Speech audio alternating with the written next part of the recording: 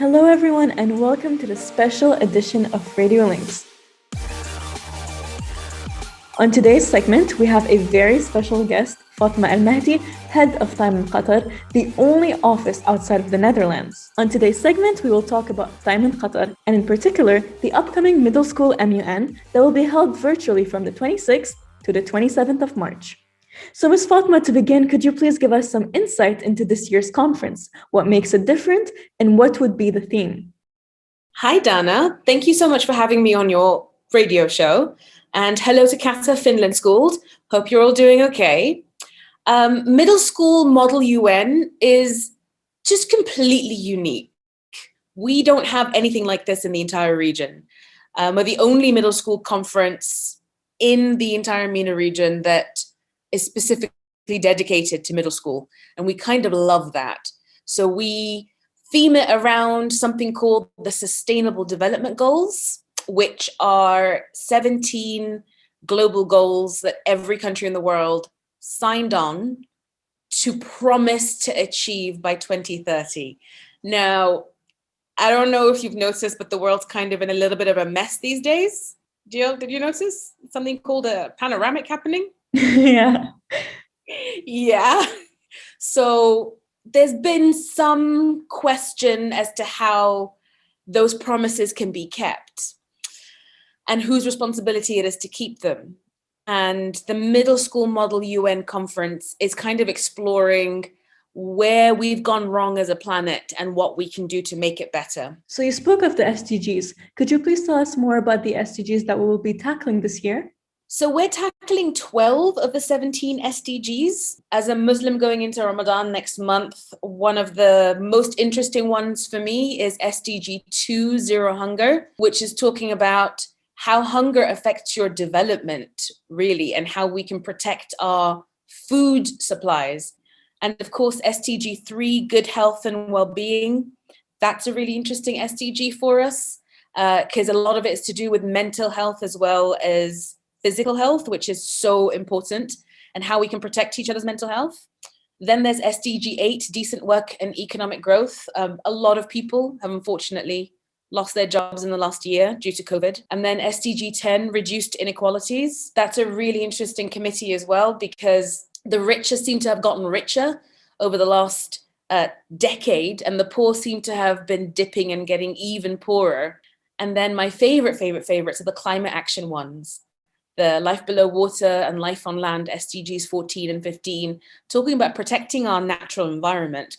Yes, and that is a very important SDG that we should all be focusing on because, as we all know, we do not have a planet B. So following up on that, our next question is, how did TQ adapt to the changes that have been caused by COVID-19 and moving everything online? What is different this year? So when we're going online, it's a whole different world. And I think it's pointless to try and pretend that we're in a real conference, but we're just sitting behind a screen to do it. So we wanted to really maximize and benefit from being online. And instead of being sad about it, we can celebrate the wonderful things about being online. So one of the things that we're incorporating this year is a much smoother debate process that doesn't involve as many speeches. Another thing that we're doing is we're embedding the service activities that happen at the end of the conference in a way that's open to anybody, regardless of what committee they're doing. So what are those service activities? So the service activities we have this year are a peer mentoring program. So Dana, we want to embed the service activities in a way that's accessible to anybody that's joined the conference. Because if we were in person, you'd have to stick to the service activity that connects to your committee, your particular SDG. But this year, it's open to whoever wants to join up, whoever's the most interested, because we've got that flexibility online. So Dana, do you know about the As-Salam schools?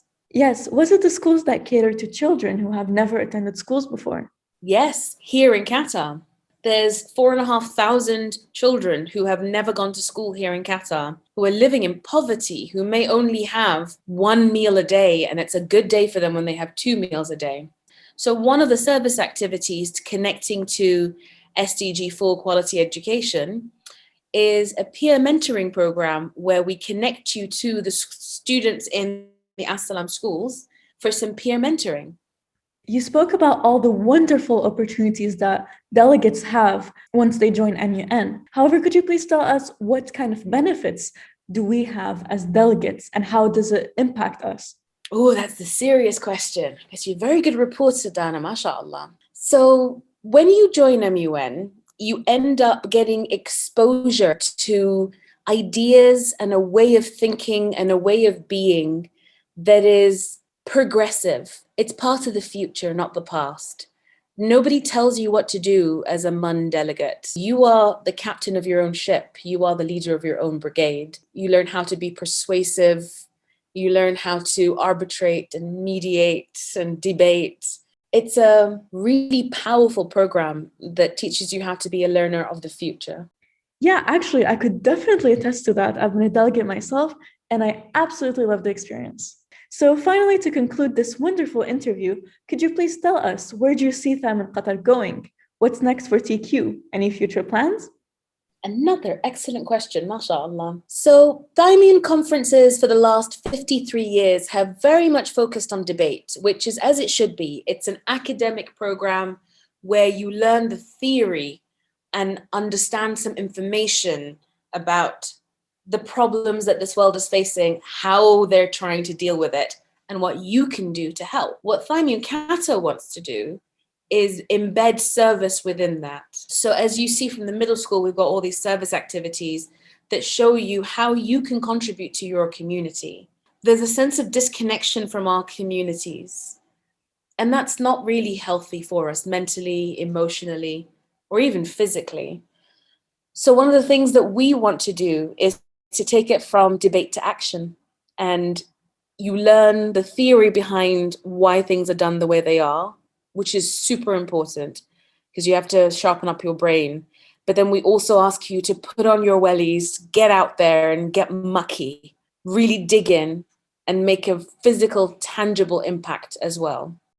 Thank you very much, Ms. Fatma, for your time. It was a very insightful interview. This was Fatma Al-Mahdi, head of Time in Qatar, here on Radio Lynx. Make sure to sign up for MSMUN on Time's website by the 20th of March. Thank you for tuning in to this special edition of Radio Lynx. This was your host, Dana Ziani.